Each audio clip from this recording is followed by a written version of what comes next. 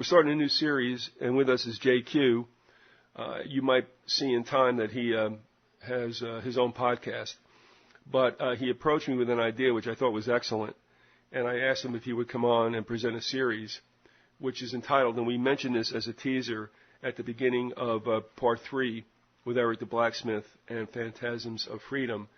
And this series is entitled Poetic Perplexities, Emerging Visions of Global Empire. So, JQ, welcome. I think it's a great idea, and I thank you for coming forward with that with me. And I hope I can do you justice because this is pretty deep stuff. Well, thanks for having me. I think we're both going to have a lot of fun with this topic and explore some interesting new territory, possibly, or forgotten history. So. Yeah, they're one and the same. There's no doubt about it. I mean, there's a frontier that we've left very far behind us because of the history that's been suppressed, forgotten about, and probably deliberately so. But let me ask you this. I mean, it's pretty provocative that you would say emerging visions of global empire. There are a number of people who would say, yeah, this has always been kind of like in a global meme, somehow, some way, usually centered in Europe. And certainly, as we realize, definitely through the 20th century and the further we get to this very day. Tell me, if you will, what happened first? That you encountered this literature at one time, perhaps, and then said, you know what, this is telling me something about what's going on today? Or did you look backwards just because of what's happening? How did that work out? Well, it was almost a fluke that the issue of poetry came up in terms of looking at the history behind what we call the New World Order and things of that ilk. I have a good bit of a background in literature, an academic background. I've gone down a very different path in life since then. But there's a time in my life when I was really immersed in poetry and other literary forms. Weren't we all? Yeah, right, exactly. Okay. But what crossed my mind, when I was in junior high, what older folks like me experienced instead of what they now call middle school, one of the poems that made one of the most vivid and earliest impressions on me was called The End of the World by Archibald MacLeish. And when we move forward in history in this segment, if you will, we'll probably be taking a look at that poem. Okay. But I happen to be thinking about that poem and about MacLeish and some of his other poems and his history external to his poetry because he was very politically involved. He was an undersecretary of state. He was Librarian of Congress. He was sort of a propagandist for the War Information Bureau under Roosevelt. And thinking about that context, and he was also associated with a lot of the figures who evolved what we now call the national security state, mm-hmm. and Dean Acheson and the Dulles brothers and people of that ilk. And thinking about that context and looking at some of the imagery of his poetry, it just struck me that there were some really fascistic strains, and particularly something that I hadn't really caught on to, sort of an elitist kind of stance in how he looked at the common people or at American society at the times that he was writing, roughly, and I don't know, roughly from the 30s to the 50s. We'll go into that detail on that when we get there. So I was thinking about that, and that's what kind of prompted me to contact you and suggest that looking at New World Order sorts of issues through the lens of poetry might be a worthwhile series, and I had suggested a guest for that, and you felt that might not quite work out, and instead invited me on. So I won't say anything more specific about that. No, but it's one of those cases. Right? It's your idea. Well, guess what? You're going to do it. Right. Exactly. Yeah. But I have to admit, okay. I mean, everybody can probably relate to what you're saying. It's interesting because once you have an understanding that there is a structure, however nebulous it may be, that has sought global empire, not necessarily through militarism, but just kind of behind the scenes and knows how to get things done. But then you realize that there have been footprints headed in that direction. that go back quite a way. I mean, you could argue that it goes back to Rome, but I mean, in this case, here you have, and I think this is what you're going to open up with, a very new country that immediately is federated under a central government, and of course there's a lot of colonists now, state residents, who are like, oh, wait a second, and so the battle begins. What was this all about? Was this somewhat of a, shall we say, an early trial run, a practice game, if you will, about a bigger federation that might come later on? Who knows? But here you are, and I'll let you continue that story also if you want to, because we're going to go back to, I guess, the late 18th century to begin this. But by all means, if you want to fill in some more before we get to it, by all means, go ahead. Well, I mean, that's the gist of how poetry emerged as a topic to look at, or as a lens to look at this material through. But after thinking about it some more, and as you and I exchanged emails, I happened to mention in particular that I had previously run across indications that, you know, there's a deep history of sort of a conspiracy narrative dating back in our country from at least the period right after the Revolution.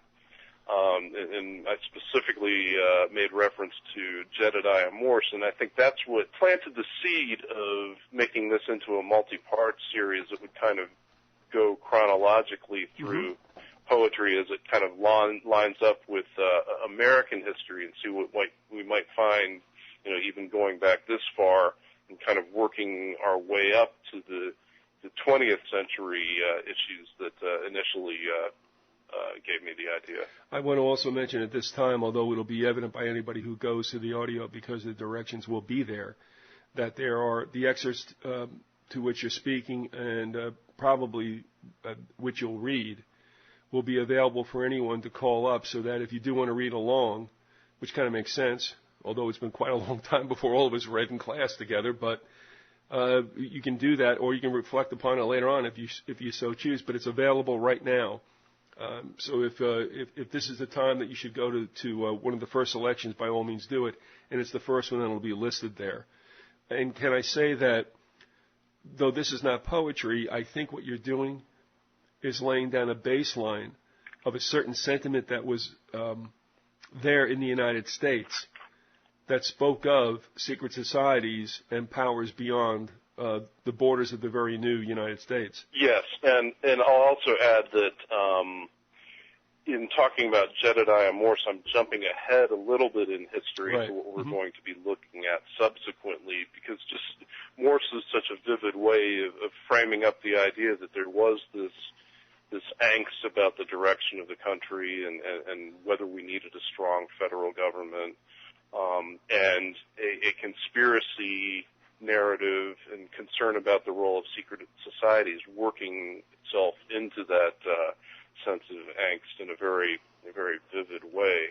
Before you get into it, let me ask you personally, did you think he was a Looney Tune, or do you think he was onto something?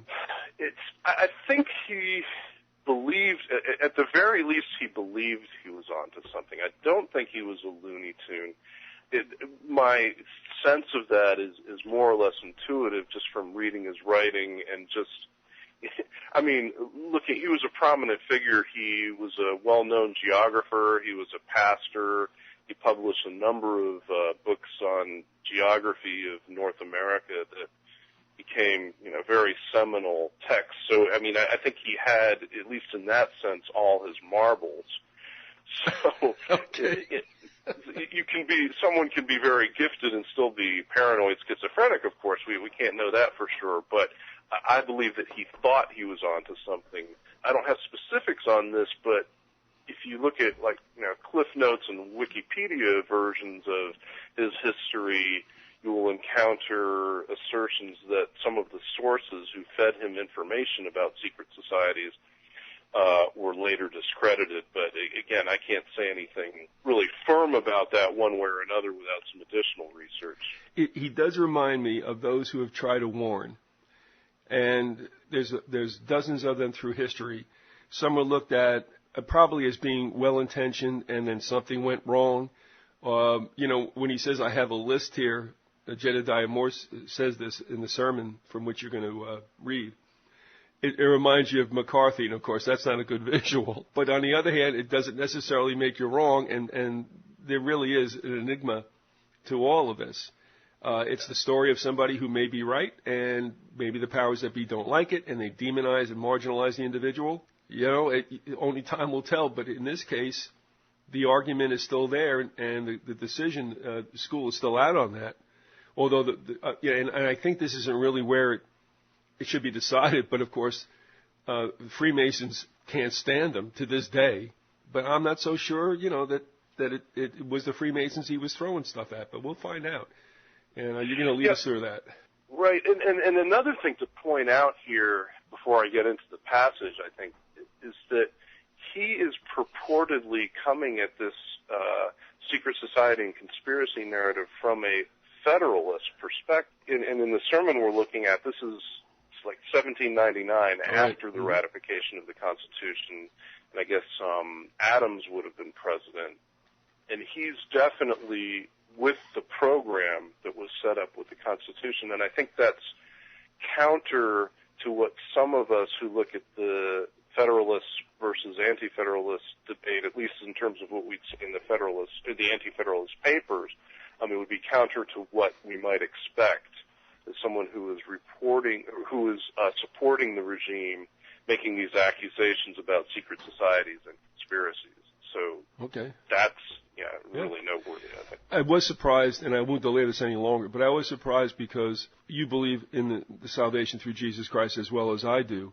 And these days, I'm thinking that probably what Christ was telling us, now we're dealing with a New Testament covenant, was that it's like, look, don't get involved in politics. The name of the game is share the gospel, alleviate suffering, feed the hungry, and let that be the case because this is not your world. And yet we do see Morse get in there and start swinging it out, but it almost seems at times that it's contradictory. That's the way things are, and this guy apparently was a firebrand and used the pulpit as a platform from which he made certain polemic statements. Yeah, and before we get into it, just briefly, I'd say that what you say about the contradictions is on point with your comparison to McCarthy, because my take on McCarthy is that he at least had some of it right. Yep. But as I think you've implied on some of your past shows, is that he himself was probably manipulated or deceived in various ways, even though he may have had part of the picture right.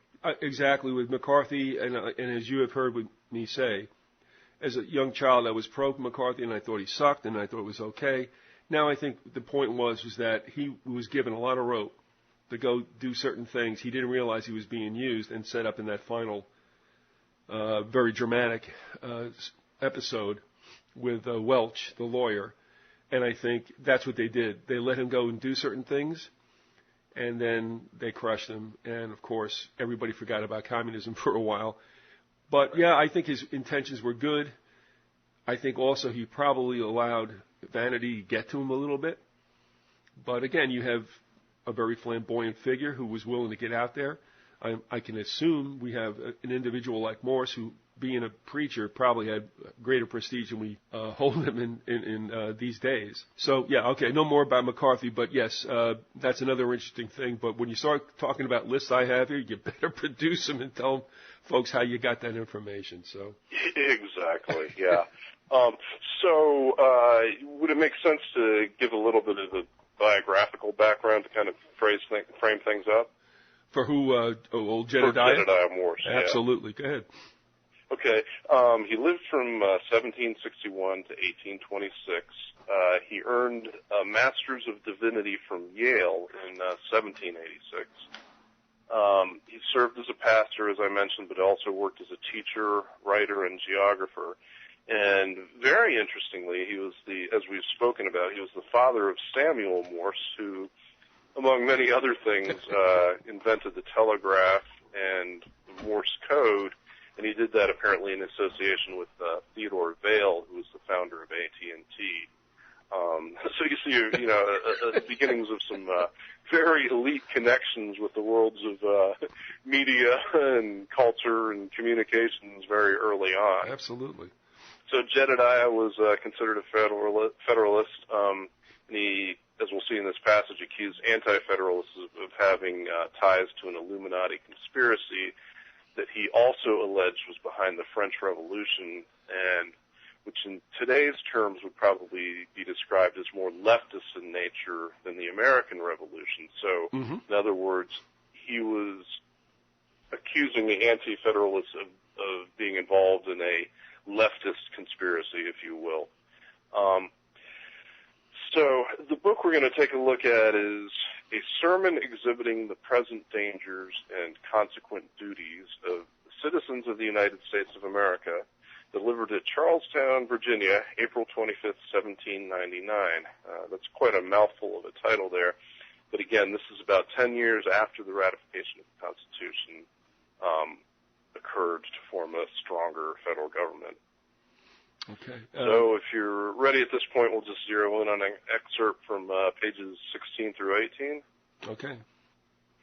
Right. It has long been suspected that secret societies, under the influence and direction of France, holding principles subversive of our religion and government, existed somewhere in this country. This suspicion was cautiously suggested from this desk on the day of the last national fast with a view to excite a just alarm and to put you on your guard against their secret artifices. Evidence that this suspicion was well-founded has since been accumulating, and I have now in my possession complete and indubitable proof that such societies do exist and have for many years existed in the United States.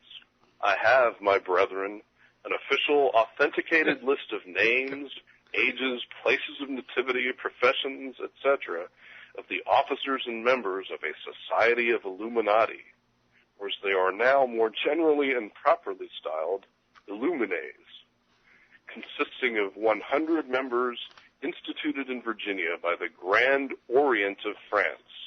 This society has a deputy whose name is on the list, who resides at the Mother Society in France, to communicate from thence all needful information and instruction.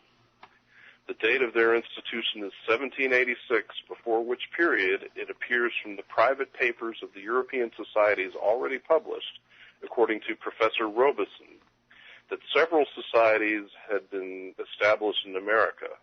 The seal and motto of this society correspond with their detestable principles and designs. The members are chiefly immigrants from France and Santo Domingo, with the addition of a few Americans, and from almost all the nations of Europe. A letter which enclosed this list, an authentic copy of which I also possess, contains evidence of the existence of a society of like nature and probably more ancient date at New York, out of which have sprung 14 others scattered we know not where over the United States. 2 societies of the same kind, but of an inferior order, have been instituted by the society first mentioned, once in Virginia and the other at Santo Domingo. How many of equal rank they have established among us, I am not informed. You will perceive, my brethren, from this concise statement of facts, that we have in truth secret enemies, not a few, scattered through our country. How many, and except in 3 or 4 instances, in what places we know not, enemies whose professed design is to subvert and overturn our holy religion and our free and excellent government. And the pernicious fruits of their insidious and secret efforts must be visible to every eye, not obstinately closed or blinded by prejudice. Among these fruits may be reckoned our unhappy and threatening political divisions, the unceasing abuse of our wise and faithful rulers, the virulent opposition to some of the laws of our country and the measures of the supreme executive, the Pennsylvania insurrection, the industrious circulation of baneful and corrupting books, and the consequent wonderful spread of infidelity, impiety, and immorality, the arts made use of to revive ancient prejudices. And I kind of made a transcription error with this next word, so I'll just skip over it. In party spirit, by concealing or disguising the truth and propagating falsehoods. And lastly, the apparently systematic endeavors made to destroy not only the influence and support, the official existence clergy. What do you have back where you said there was a transcription error? Because if I took this off his speech, and the verb seemed to be cherish.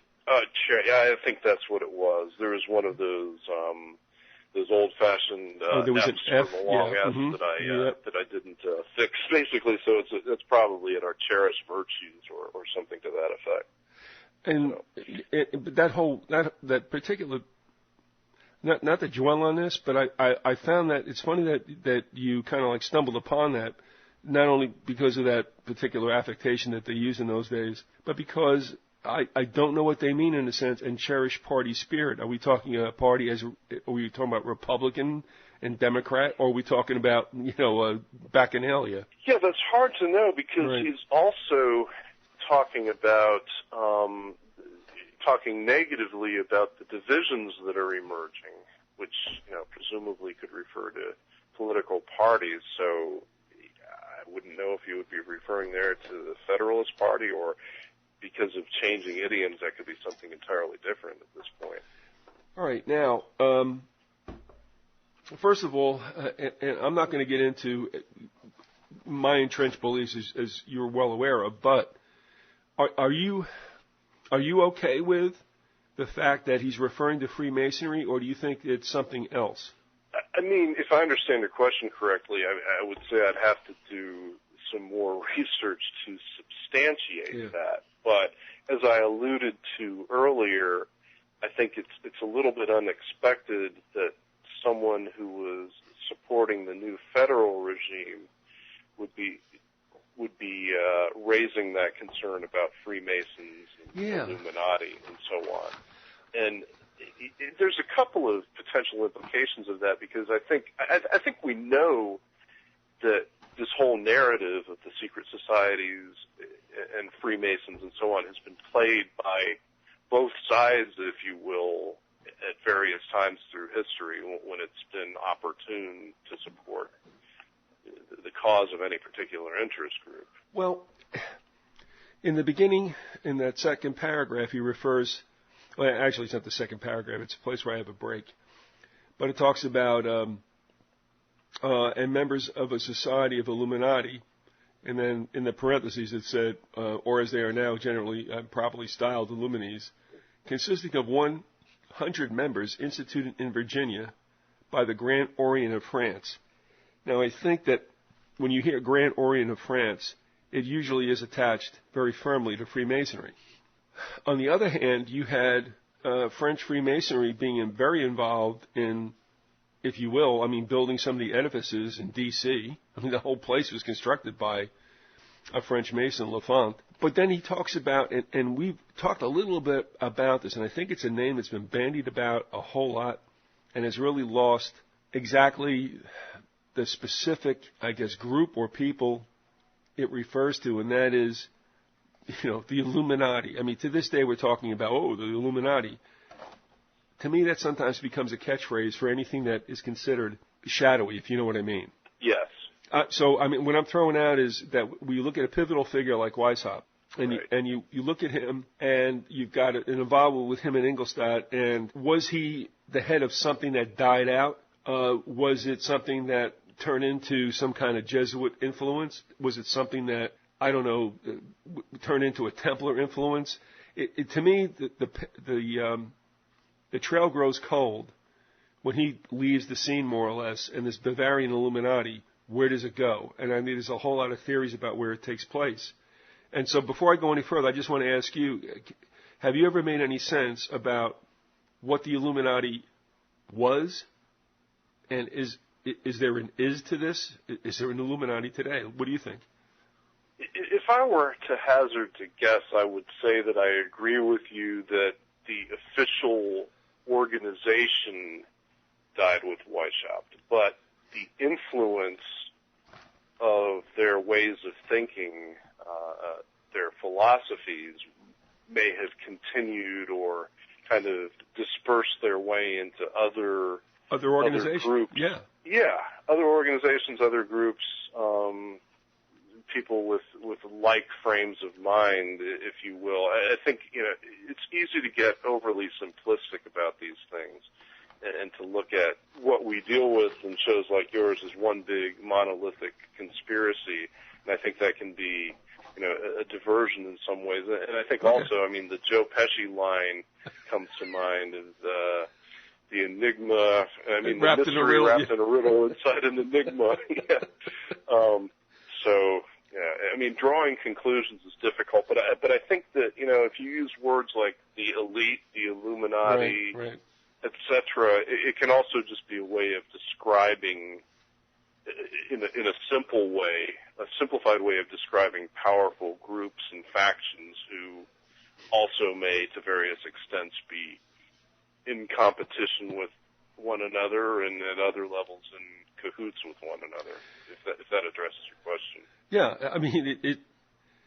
when you look back to Germany, it sprang many, I guess you could call quasi-secret societies or organizations. And we spoke about that there is what is considered the true Rosicrucian Center in Pennsylvania, which draws back to its center in Germany. They want themselves to be understood that they are different from any of the other Rosicrucian outfits in the United States. The other one that seems to be the next largest would be that which is in, I think, San Jose or whatever. It's in California. But Germany's an interesting place. Then later on you have the Thule Society and everything else. So a lot of stuff came out of there. And then you can get lost in the sauce with all this kind of stuff. But the bottom line is he's concerned about, shall we say, would you be willing to say that there's a foreign influence behind these organizations, and he feels that the Republic is at risk? Yeah, that certainly sounds like a good synopsis of his concern. Whether it's a valid concern or not, or whether he may have an agenda, are other questions that, again, would probably really need further research to really make sense out of it. The only thing I took note of was the fact that he was at least adamant about stating that apparently the locales that were hotbeds was the state of Virginia, and I guess the Caribbean island of St. Domingo. That's what I get from that? Well, and that raises another interesting issue, because later when we look at Freneau, one of the accusations leveled at him by George Washington was that he was, and it's clear that Freneau was an admirer of the French Revolution, but the accusation was thrown at him that he had formed the Jacobin societies in the United States, which were extensions of the Jacobin movement in France, which clearly was behind the French Revolution. And by all appearances, that's entirely true, and Philip Freneau, who we'll look at later, wouldn't deny that, probably, that he had participated in the formation of Jacobin clubs. So there's that level of influence that I think can be easily documented. Yeah. Boy, I tell you what, it was a very interesting time. And we as Americans, and rightfully so, were very much attuned to what was going on here, although a lot of folks, I think, probably are kind of vague about what happened in the years between the end of the Revolution and the War of 1812. But in a way, you could say that Britain kind of couldn't go on with this kind of thing happening in America because they had troubles over the pond, and we kind of don't really consider that. And yet that was probably as much of an influence on what happened here than anything else.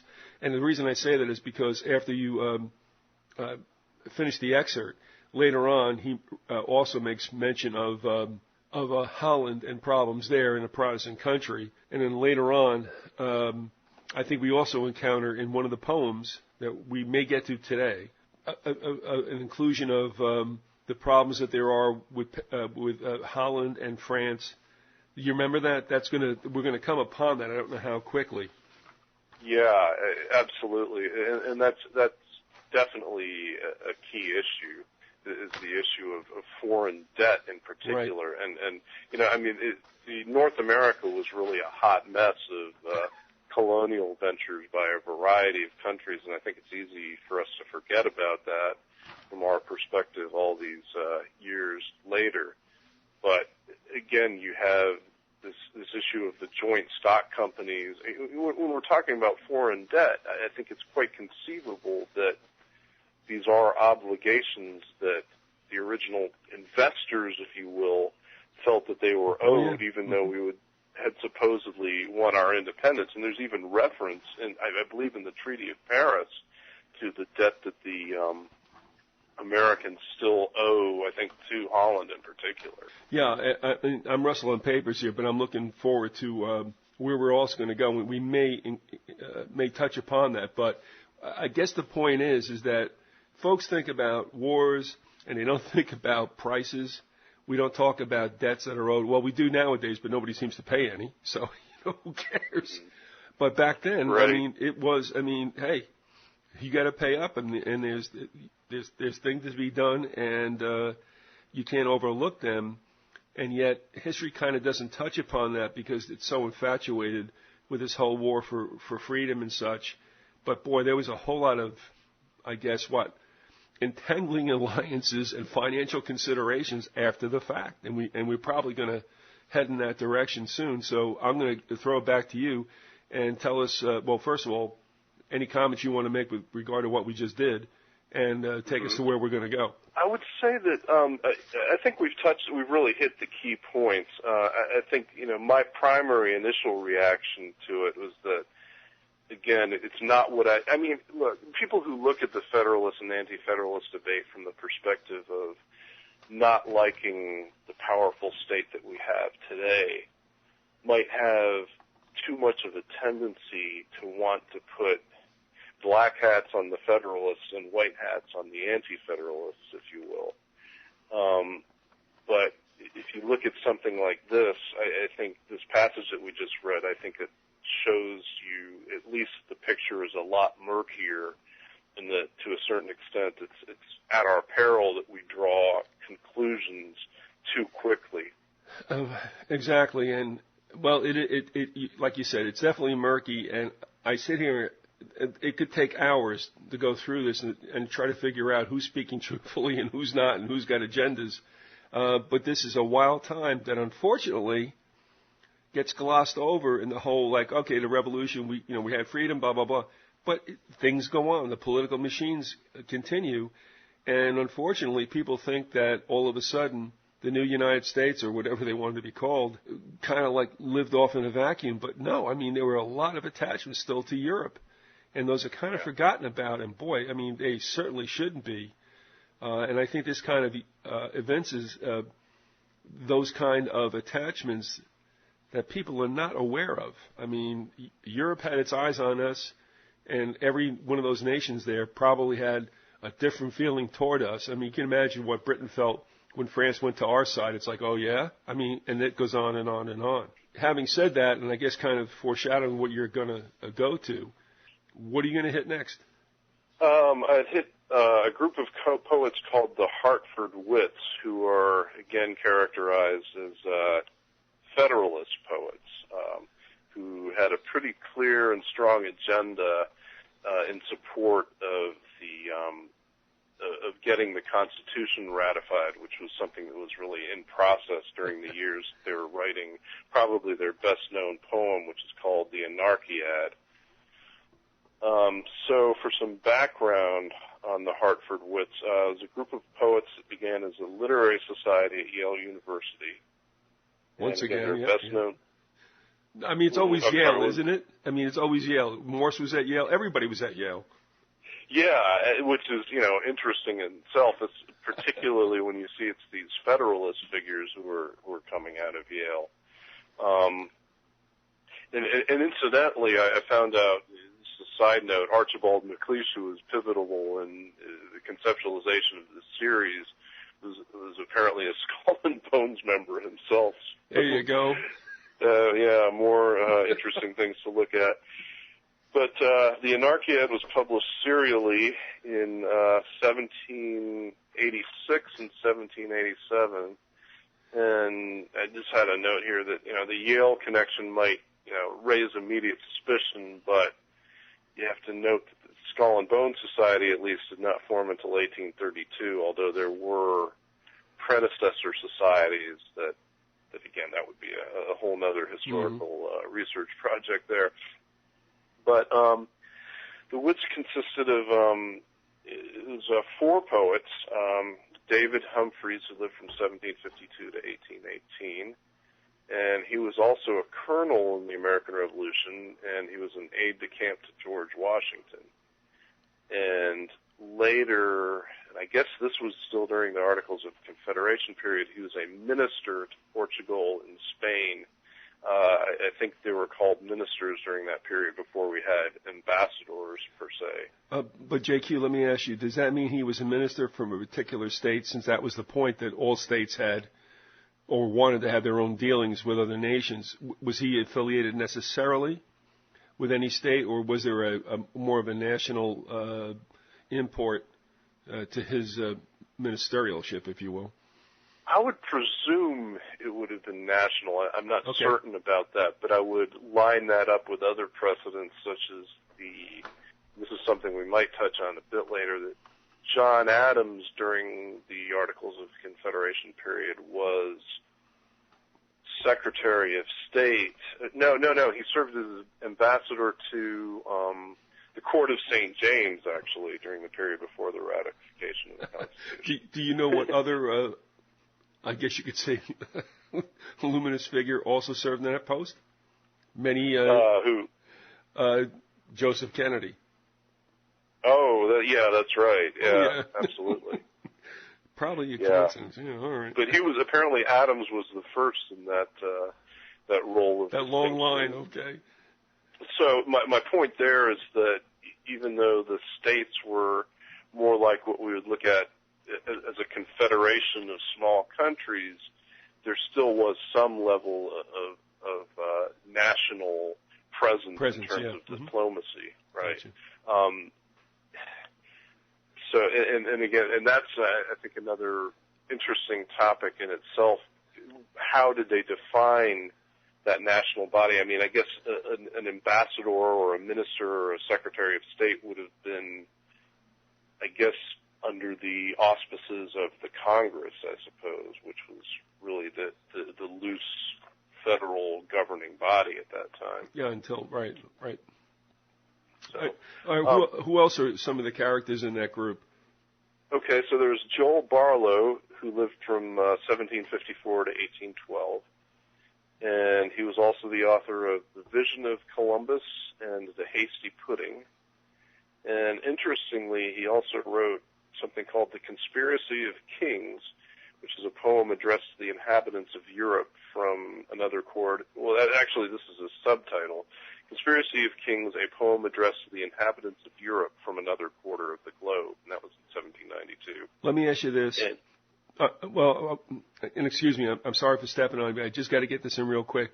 People can hear Hasty Pudding, and their ears are going to go up. Because I think you would say that the collaborators in this particular work were, in a sense, doing some things tongue-in-cheek. Do you think that Hasty Pudding came from this, that these guys were the beginning of satirism in politics?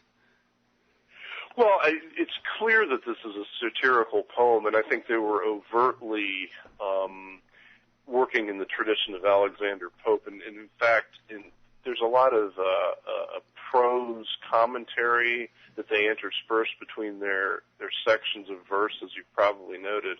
And one of the comments was that it was definitely tongue-in-cheek, was that they accused Alexander Pope of plagiarizing some of their couplets, which was probably the exact reverse was true. I'm sure they were really ripping off Alexander Pope big time. But yeah, and that was just a big part of the whole. They were a little bit behind the times, I guess, because in England, William Blake was active by this time. So in hearkening back to Pope, they were probably, behind the avant-garde, if you will. But yeah, to your point, there definitely is a tongue-in-cheek aspect to what they're doing. So Hasty Pudding, as we know it now, might have sprung from this very group. Well, I'm not entirely clear on that because I'd have to check into that because my initial association when I hear Hasty Pudding is Benjamin Franklin, but I could be mistaken. Oh no, there's a roast kind of where they go ahead and they lampoon somebody, and I think it's called the Hasty Pudding Club, and that's what I was thinking about because I gotta believe that it goes back to these characters who, in a way, I guess you could say, were a literary Second City or Saturday Night Live in a sense. Yeah, and they started as a literary society at Yale, actually. So, yeah, that's very true. There was definitely satirical and humorous elements to it. Are there four of them, and did you hit all four, or are we missing somebody? No, I had stopped at Barlow, who is the second on the list here, and Okay. and I think it's also interesting that one of his later works also was called A View of the Public Debt, Recipients and Expenditure of the United States, published in 1800. And then, according at least to the Wikipedia version of the history of the wits, Barlow eventually repudiated federalism, which again is interesting in view of some of the titles we just looked at, Conspiracy of Kings and View of the Public Debt. If I could, before we get into this, because I think it has to be viewed in the sense that they meant it. So we have people here with pretty acerbic wits, intelligent and certainly gifted, but we have to look that there might be a little bit of Monty Python going on here. I would also mention this. We're taking this from the 1861 edition of the Anarchiad, right? Yeah. Have you ever wondered if that release, now remember that New England too was pretty much a staunch abolitionist section in the North. Could you, and I mean this may be outside your purview, but I just think it's worth bringing up, that the timing of the 1861 edition, with obviously the Civil War happening, do you think that with this heavy Federalist tinge, because even though there may be lampooning going on here, they still, I believe, were Federalists, would you might think that this release might have been something to at least, shall we say, intellectually buoy the folks in the North for what's going to be a pretty nasty affair? I'd say that that's at least a good hypothesis there, because I think the subject matter in terms of making the case for federal power is absolutely germane to what was happening in that period. So I would say, yeah, that's an important angle to look at there. I'd just say that, yes, even though they may be joking somewhat throughout what we're going to hear in the time that we have left, and we'll pick it up again in the second segment, that by all means that they were Federalists and they felt that the federal government should be inviolable and upheld, but that message must certainly have resonated with the North as they were going to embark on a 4-year period of carnage. Absolutely, and I would add that, I think the humor and satire is in the form of presentation, but I couldn't reach any other conclusion that they're, deadly serious about their content and what they're making a case for. All right, so do you feel that in this, and we definitely, I don't want to stop you from getting into this before we go, but it just, we can't set this up a second time. Do you believe that some of this, although I would consider it almost kind of like a contemporaneously overblown, because things were so much literary then, I mean, as you went back in time, the prose just flowed and all. But do you believe that some of this was pretty much a put-on? Well, a put-on from which perspective, in terms of the subject matter they were dealing with, or the form? I guess I'm not sure I understand the question. Okay, and fair enough. To me, it seemed that either they were really waving the bloody flag, or they were making a point, but they kind of overloaded it, and then that they were all having a chuckle about it. Because what you're going to read, I mean, if you're going to take it seriously down the road, it'd be like, whoa, man, is this propaganda? But if you look at it with them, perhaps with a bit of a wink, and an elbow in your ribs, you can understand that, well, they're serious, but they're overplaying it for the effect. There might be a couple of different layers to that issue, certainly, actually, because there's a section in the preface to this 1861 edition that I want to hit on that suggests that the readership of the time took a lot of it quite literally. actually, especially in terms of the backstory behind, the supposed discovery of this poetic work. So I think that's a very pertinent question, and if they felt that, I think there is a good case to be made for a strong tradition of naivety in the rank and file of the American public, and to a certain extent, these guys might have been doing something sort of double-edged or forked-tongued in terms of exploiting that naivety of their readership to a certain extent, while also advancing a real agenda that they supported. All right, folks, don't get frustrated with me for stopping JQ, but you got to understand, you're going to have to assume a certain mindset, because once he gets rolling with this, you'll understand why. So I'll throw it back to you, whatever you want to do from this point on, if you want to get into either the preface or into some of the later writings, which are on page 6 and such. So take it away. Yeah, I think the preface is really too interesting to dismiss. So real quickly, though, back to the authors, I don't have biographical information on the last two, so I'll just quickly reiterate. It's 4 authors, and there are Humphreys, Barlow, Trumbull, and then Dr. Lemuel Hopkins. So the Anarchiad is a satirical epic poem directed against opponents of a strong federal government, published serially in the New Haven Gazette and Connecticut Magazine, 1786 and 1787. And as we mentioned, the first book form was 1861, edited by Luther G. Riggs, and that's the text I'm reading from. And again, I think some of the material in the preface is at least as revealing as the poem itself, so I'll share an excerpt of that, and that's from Roman numeral pages 6 and 7. So here we go. The Anarchiad is a mock critical account of a pretended ancient epic poem with a member of a society of critics and antiquarians had accidentally found among some recently discovered ruins, embedded with utensils more curious and elegant than those of Palmyra or Herculaneum, and whose preservation through such a long lapse of years amid marks of hostility and devastation was indeed little short of miraculous. The author assumes to have taken possession of this poem in the name and for the use of the society of which he was a component part.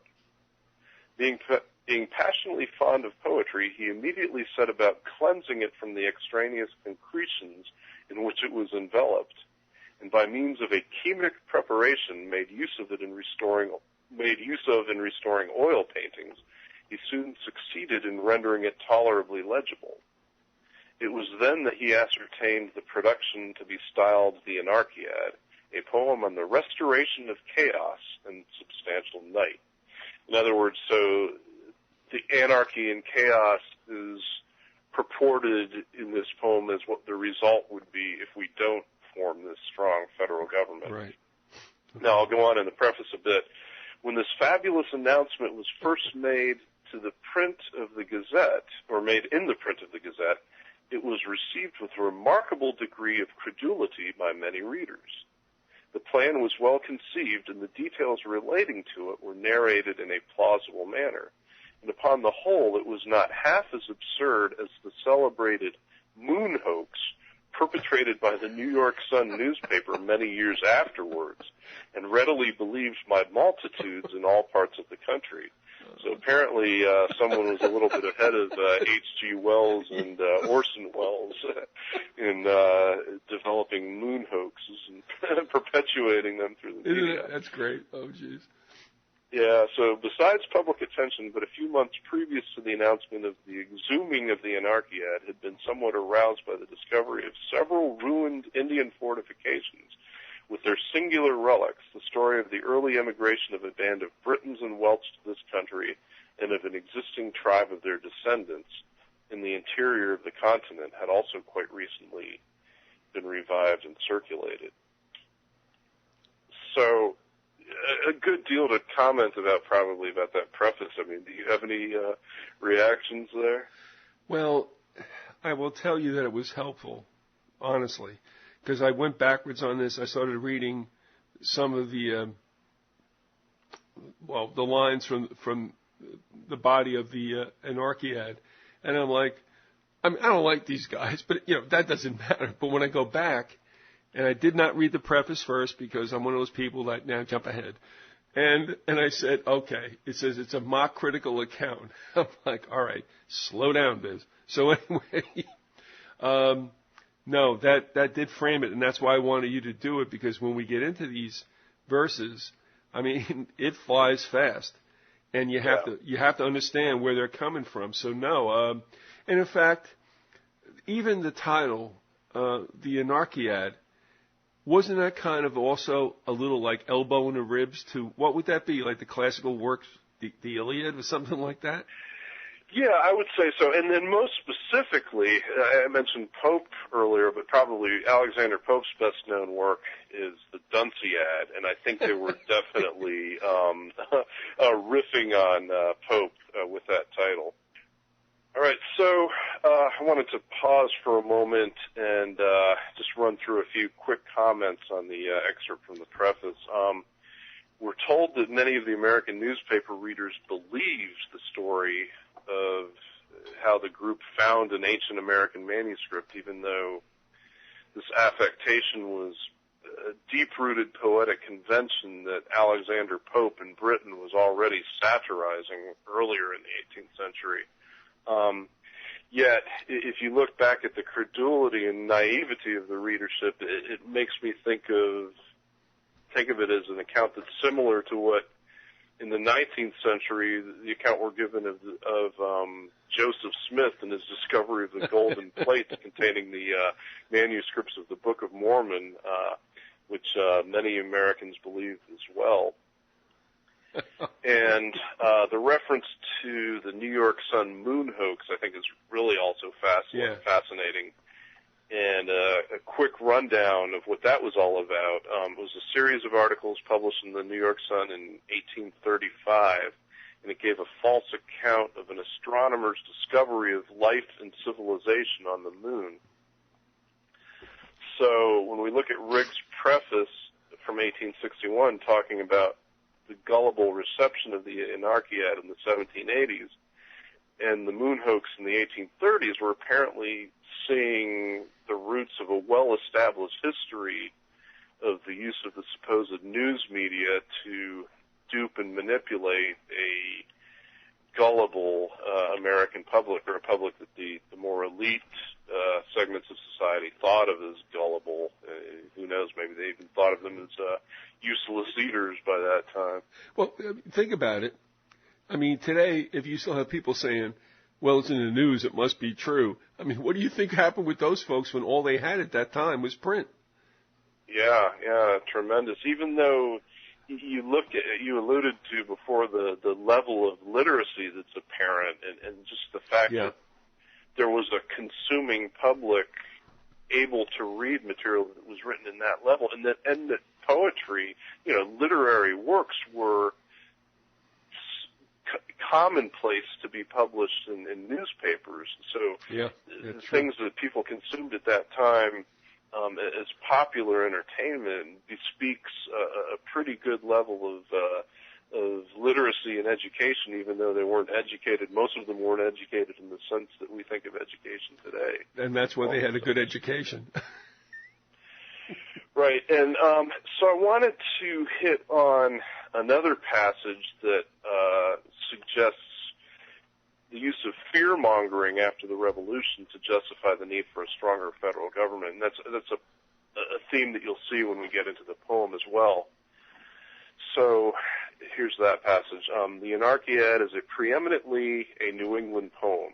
Its publication at a time when New England was convulsed by the evils growing out of the war of our revolution, and when insurrectionary mobs had arisen in various parts of the land, and fears were entertained of their proceedings being imitated in the others at such a time, this fearless satire being scattered broadcast into the homes of people through the columns of the weekly press is supposed to have exerted great and beneficial influence upon the public mind, and to have tended in no small degree to check the leaders of insubordination and infidel philosophy.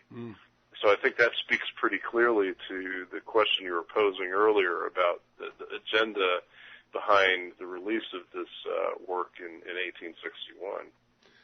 All right. So, in sum, as we're running out of time, as it refers back to the release of this edition of the Anarchiad, you would agree now, I think, by what was posted there by Riggs, that it was certainly to, I guess, bolster the North's belief that the Union should not be obviously, riven but kept together. I think at this point that's a pretty good inference there. I had thought a little bit about the timing of that release being close to the Civil War, but I think you really nailed something there on that point. Well, I'll tell you, we're going to go immediately to part 2, and so we won't keep your listeners, in abeyance any longer. But this is a part of history that is so full, just chock full of all kinds of intrigues and people just trying to get it right. Let's face it. I'm not going to say everything was Saturnine as far as what was going on, but this is an amazing time, and you hit it right on the head. So I'll give you the outro comments, but you've done a great setup, and I think it was necessary for the text that we're going to cover in the subsequent episodes. Well, I appreciate that, Al, and I agree with you. In fact, I might even go further to say that this might just be the most important period of American history to be taking a look at with a very close look at with fresh eyes today, because in ways we may not realize, we may be still living with the consequences of how things played out during that period. Well, it's true. There's nothing more important to anything that grows than its roots and its source. So, yeah, you're right in that sense. We've been with JQ.